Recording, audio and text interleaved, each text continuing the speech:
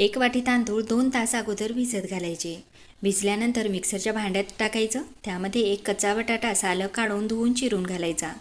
अर्धी वाटी दही, अर्धी वाटी पाणी टाकायचं आणि एकदम बारीक असं फिरून घ्यायचं. चवीनुसार मीठ, खायचा सोडा टाकायचा आणि छान असं मिक्स करायचं. हे करत असेपर्यंत कढईतलं पाणीसुद्धा गरम झालं. त्यामध्ये प्लेट ठेवायची, त्याला तेल लावून घ्यायचं. बॅटर टाकून 5 मिनटं फुल गॅसवर होऊ द्यायचं. 5 मिनटामध्ये तयारच होते आणि थंड झाल्यानंतर अलगद काढून त्याच्या हव्या त्या आकाराच्या वड्या कट करून घ्यायच्या. तर हलका फुलका जाळीदार खूपच मस्त पौष्टिक असा हा मिनी ढोकळा तांदळाचा बनून तयार झाला.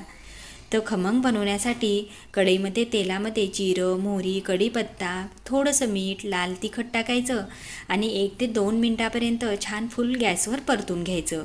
वरून बारीक चिरलेली कोथिंबीर टाकायची आणि खूपच मस्त खमंग असा नाश्ता बनून तयार झाला. कोणत्याही चटणीसोबत खाऊ शकता आणि असाही खाऊ शकता.